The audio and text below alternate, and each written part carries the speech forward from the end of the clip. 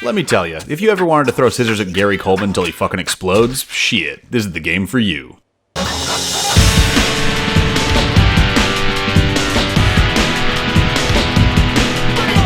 What's up, jerks? It's Rufus, and I think it's high time we jump back into this channel's bread and butter, the unapologetically trashy, darkly funny, ludicrously violent Postal series, created by Running with Scissors. Now, I've already covered the most popular game in the series, Postal 2, which follows our homicidal maniac protagonist, the Postal Dude, as he goes on a 5-day rampage through the small town of Paradise, Arizona, as well as its first expansion pack, Share the Pain, which added multiplayer, as well as a bonus mission where you battle Osama bin Laden and his gang of terrorists hiding under the streets of town, because these games are very clearly from 2003. But all of this takes place over a single Monday to Friday work week, which begs the question, what did our anti-hero get up to over the weekend? We'll find out in Postal 2's second expansion, Postal 2 Apocalypse Weekend.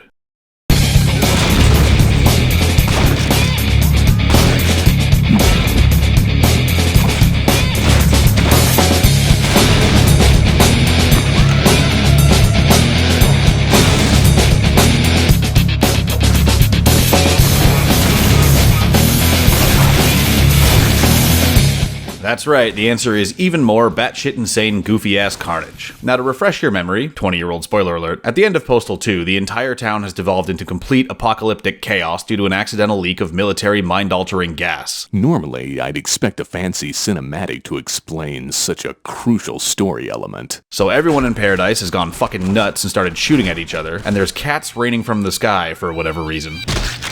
The Postal Dude barely makes it back to his trailer after a hellish 5 days, where his nagging ass wife finally drives him to shoot himself. Did you remember my rocky road? And that's just how the game ends. I did say darkly funny, right? Anyway, that's where Apocalypse Weekend picks up. We open with a butt. Off to a good start already.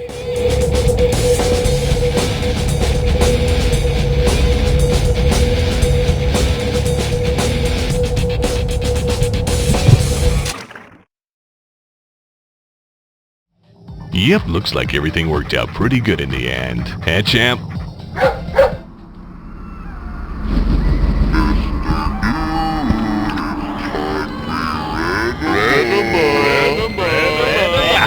Oh man, it was just a horrible dream. Where the hell am I? So Saturday begins with the dude waking up in the hospital. You barely survived your unfortunate firearms accident. And quickly finding out that his trailer's been repossessed, his dog Champ has been taken to the pound, and his wife has left him. Well, at least the news isn't all bad. So he sets back out into Paradise looking to make some money. What's this? Top dollar paid for seminal research donations. See information desk for details. Okay. The game starts with you venturing through the hospital to go donate some cub. Hot dog. Paid for something I'd do for free. But as you're doing your business in the donation room, Honey, I'm home. a bunch of cats being used for medical tests go apeshit and start killing all the staff. So now you have to escape the hospital without being eviscerated by a bunch of juiced up cat tornadoes. As if that's not enough, your brain injury causes you to have frequent, intense hallucinations.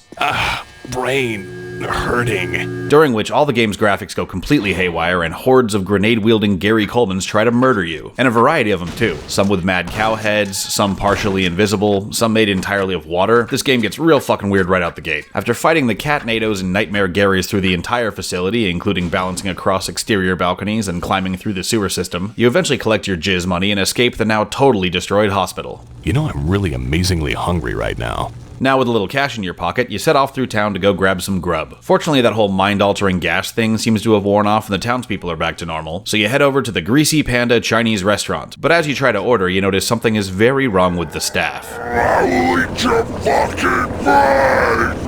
Oh shit, mad cow Tourette's zombies. Turns out the restaurant gets its beef from England, and now you have to fight a bunch of foul-mouthed zombies infected with mad cow disease. Hey game, your early 2000s is showing. Piece of shit. There's even a wacky new mechanic where, if you chop off their heads, they just keep on coming, but if you destroy the severed head, the zombie drops dead. Fun. Eventually the military shows up to contain the zombie outbreak, after which you get a job offer from the city. How'd you like to be the new municipal mad cow relocation engineer? Well, I am in between careers at the moment. So your next mission is to slaughter a pasture full of cows using a government-issued sledgehammer, which is immensely satisfying. But as you're trying to get the job done, you get attacked by a group of animal rights activists. Get him! This one's for all the oppressed McNuggets! So now you have to fight your way through them and a herd of increasingly aggressive diseased cows. Once you've completed that mission, you get a call from your old boss, actual Running with Scissors CEO Vince Desi, who has a new job for you. Due to some gross fucking incompetence, we've decided to break from our scumbag publisher. The problem is, he's got our fucking gold master. Go fucking get it, now! So, with the help of a Running with Scissors employee who suicide bombs the gate, you break into the offices of their sketchy publisher to steal back the master copy of Postal 2. Ooh, very meta. Along the way, you have to fight through the company's security guards, and thanks to your head injury, even more bizarro Gary Colemans. Ow, please, not the Garys again. Anything but the Garys. Until you eventually reach the insanely lavish offices of their scummy CEO. Hey man, there's no gold master here. There's not a gold master within 100 miles. Vince is just crazy and insane. After stealing back the master disc, Hey, that's my gold master that I don't have. Give it back! Security! Shit. you engage him in a rocket launcher boss battle which caps off your Saturday. Hey Vince, mission accomplished. Good job, man. Come on over to the house. We're partying with the Postal babes. Save a blonde for me. I'll be right over. Sunday starts with you waking up at Vince Desi's house to the sound of a commotion outside. What's that awful racket? Turns out the outbreak of mad cow zombies wasn't as contained as you thought. Must be some pissed off ex-employees. But fortunately, Vince has a massive fucking arsenal in his basement, so you start your day by taking out a shitload more zombies around his property. Well, Vince, it's been educational, but I gotta head back and rescue Champ from the pound. Thanks for the help, man. I gave you a lift, but someone blew up my fucking car. On your way to the pound to retrieve your dog, you get yet another random-ass job offer. This time from a guy who sells trash cans made of elephant feet, who asks you to sneak into the local elephant preserve and kill a bunch of them with a big-ass scythe. Sounds completely legal to me. Of course, the elephants don't take kindly to this, but you get the job done once again. Now let's get out of here before the game warden shows up and I have to pin the whole thing on you. Just in time to get a new marketing job from Vince Desi. I'm thinking we need something big, something real big to get media attention. Something that says the competition's toast. People love fireworks. So, to get some publicity for Running with Scissors, you decide to find a bomb and blow up the offices of your old publisher. Maybe I'll ask those nice Al-Qaeda boys. They seem to be all about blowing things up. So off to your friendly local Al-Qaeda terrorist camp you go. Hey game, your early 2000s is showing again. But they, of course, are not fucking happy to see you. The infidel has penetrated our nest. Again! So you murder your way through their big-ass training camp until you find the entrance to their super-secret underground bunker. But before you can find the bomb you're looking for, the military swings by and starts dropping a shitload of bombs of their own. So now you have to escape all the way back out of the camp, which is still full of crazy terrorists, but is now actively exploding around you. And when you finally make it out alive, you get mistaken for a terrorist yourself. You're under arrest. Hey, it's not my fault. Book the kid with the keyboard. And thrown in military prison. Don't they know I've got important marketing to do? Fortunately, just like the town jail in the base game, it has a handy little safety feature where all the cell doors open in case of fire, and you happen to have a very flammable roommate.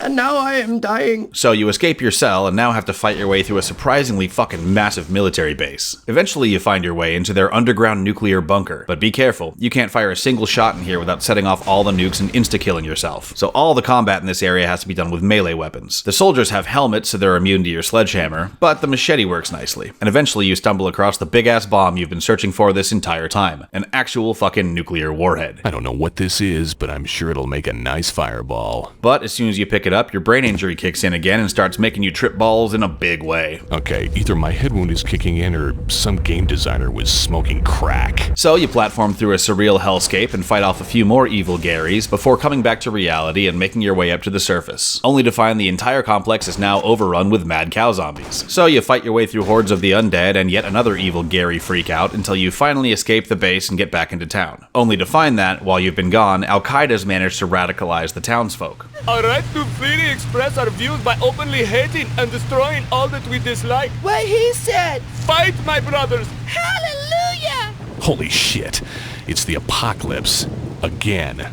So now you have to battle through them, the mad cow zombies, and the military so you can get back to the publisher's office, which at this point has been completely overtaken by zombies which the military is failing to control. You take a totally different route through the building this time, starting in the parking garage and making your way through the complex via a series of utility tunnels and air ducts, fighting zombies, soldiers, and the company's security guards along the way, until you make it to the CEO's office and plant that nuke. Vince is gonna love this. Now, to get my ass to minimum safe distance before this thing blows. But that's when you notice the building conveniently located next door. Ah, shit. I forgot to rescue Champ from the pound. So you head to the pound to rescue your dog before the nuke detonates. Hello? Looks like no one's home. But you soon discover that the entire building has been taken over by rapey rednecks who have turned all the cats and dogs into gimp-suited sex slaves. Yes, you will be a fine addition to my harem. So you have to battle your way through the redneck rape mafia and all of their leather-clad beasts. Eventually you'll find yourself cornered by a platoon of perverted puppers. But that's when your good boy drops in to save the day. Champ! And single-paw-edly destroys the remaining gimp dogs. Good dog. Let's get the fuck out of here. Now, you and Champ have to escape the destroyed city by venturing across the only bridge out of town, which is chock full of both soldiers and zombies and is being actively bombed by jets. I don't want to totally spoil the ending, but just as you finally make it out of paradise, your head injury kicks in one last time for a totally fucking demented boss battle against a giant demonic mad cow version of Running with Scissors co-owner Mike Jarrett. All bow down and worship my ass cock! Yep, that's a thing that happens. As you can probably tell by now, the basic gameplay of Apocalypse Weekend is essentially the same as Postal 2, so watch that video for a more detailed breakdown, but in short, it's a satirical first-person shooter where you venture around the town of Paradise trying to complete various tasks, which inevitably go horribly wrong in increasingly violent and ridiculous ways. The biggest difference with Apocalypse Weekend is that the game is now totally linear like a basic-ass first-person shooter. You complete a level, get a cutscene, then get dumped into the next one, as opposed to the original game where you could freely explore the entire town and each day had a to-do list you could complete in any order. Now the good news is that Apocalypse Weekend features all new maps. None of the locations are recycled from the original game. And it also adds dismemberment physics where you can lop off not only heads, but also arms and legs, as well as cut folks in half pretty bad. It also adds 3 kick-ass new melee weapons. The sledgehammer, which will explode any cranium it comes in contact with the exception of those pesky helmet guys, and can also break down doors. The machete, which can lop off body parts, and the scythe, which does pretty much the same thing, but can take out a bunch of fuckers at once. And all of the above have an alternate fire that lets you fucking huck 'em at people. Most impressively, the machete, which will boomerang itself back to your hands. Nice. The new weapons and the ability to dismember people proved so popular they were later added into the base game as well. And just like Postal 2, the developers continue to update the game to this day, and have since added a bunch of ridiculous fan-made weapons from various mods they liked, such as this insanely powerful mini nuke launcher. Although it's worth noting they recently added the ability to disable all the bonus content in the menu by selecting Classic Mode to play the game as it was originally released back in the day. Speaking of back in the day, after the success of 2003's Postal 2 and its first expansion pack Share the Pain, Arizona-based game studio Running with Scissors wasted no time in developing a second expansion to add Saturday and Sunday to the Postal Dude's week. Apocalypse Weekend was completed in about 6 months, but wouldn't get released for another 2 years due to various issues, including their publisher at the time, Whiptail Interactive, going completely bankrupt, allegedly taking a bunch of the proceeds from Postal 2 with them. Despite these setbacks, Apocalypse Weekend was eventually published in 2005. Like pretty much all the previous Postal games, it was panned by the media as stupid and offensive. But fans of the series loved it because it's stupid and offensive. But how does it stack up against the base game?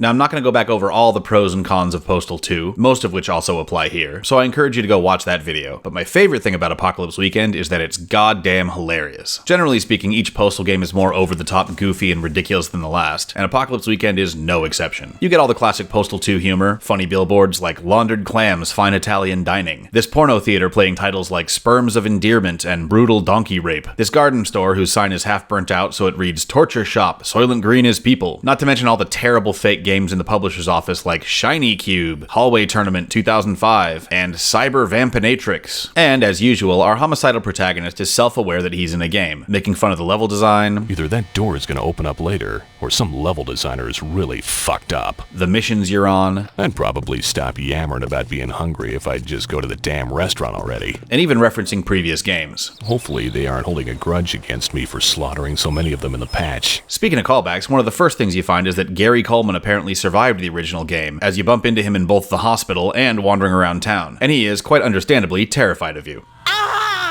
And while I'm just listing things that made me laugh, this happens if you throw a sledgehammer at a cow. Oh man, how am I gonna get that back? There's this scene after you slaughter the elephants where it looks like you'll have to fight more animal rights activists until... Get him! There's this little announcement from the military. Give yourselves up. We probably will not shoot you, and if we do, it was an accident. Honest. This wall of nukes that literally blows up the entire world if shot. And of course, the mad cow Tourette zombies that constantly shout obscenities at you. Shit in your fucking mouth, bitch. who, weirdly enough, can be resurrected after blowing their heads off by cutting them in half and peeing on them, at which point their headless torso follows you around and attacks your enemies. A weird little mechanic that I think the developers just added in for shits and giggles, kind of like the cat rain. But probably the looniest part of Apocalypse Weekend is how hard it constantly breaks the fourth wall. Like right after you complete the Mad Cow mission, you get offered another job from the city. I'm promoting you to Chief Pigeon Relocation Engineer. And given a rocket launcher. Time to relocate some pigeons. But then... What do you got, Steve? Hold on. Proposal for the pigeon mission. Proposal for the pigeon mission? We ain't got no budget for pigeon missions. The fuck, are you kidding me? Vince, the kids. Gotta think of the kids. Look at the quality of this video. You want enough? Yep, apparently Running with Scissors ran out of money and had to cut the mission, so they just dropped in a video of Vince Desi instead. Wow, that was the most incredible thing I've ever done. Also, while the name of your scummy publisher is censored in the game, probably to avoid defamation, it's pretty clearly Bullfish Interactive, a reference to the whole Whiptail Interactive fiasco, and the CEO's name is Fraud Hogslop, after Whiptail CEO Fred Heslop. I guess the moral here is don't piss off Running with Scissors, or you'll live forever as a shitty joke in a video game. Also, upon completing the game, you'll notice one of the endgame stats is Brian survived. But who the fuck is Brian? Turns out it's this random guy standing on top of Vince Desi's roof helping you fight the zombies in that one mission, who's based on Brian Dillo, one of the designers, and just for laughs they made him a statistic. And of course, let's not forget the giant mad cow demon Mike J at the end. It feels like they've thrown all pretense of a fictional universe right out the fucking window and just had a ton of fun putting themselves and their real life enemies in their goofy video game. And I, for one, fucking loved it.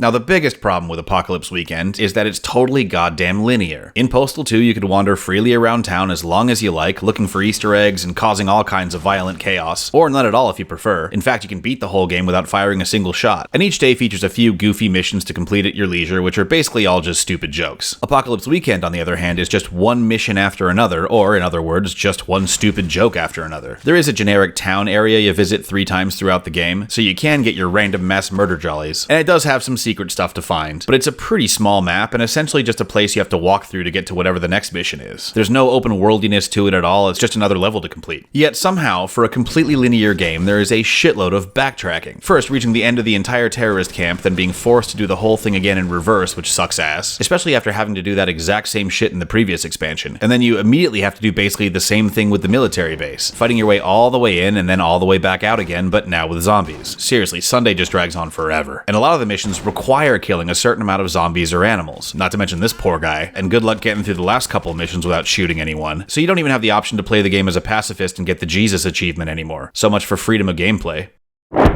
So, while it does feature a shitload of the insane, irreverent humor the series is known for, unfortunately they've axed a big part of what made Postal 2 so fun in the first place. I gotta give this one 6 mad cow heads out of 10. I wouldn't recommend it as anyone's first Postal experience, but series fans will enjoy it.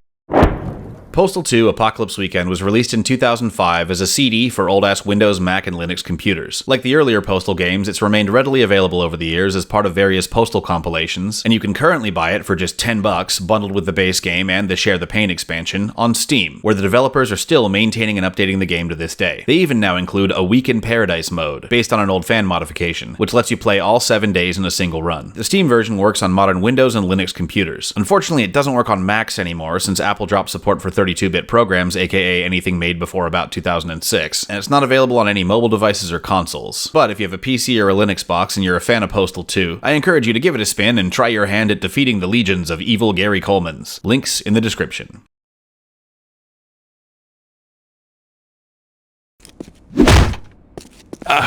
Brain hurting. Oh great, another freakout. Ah, what the fuck is that? This game's fucking weird.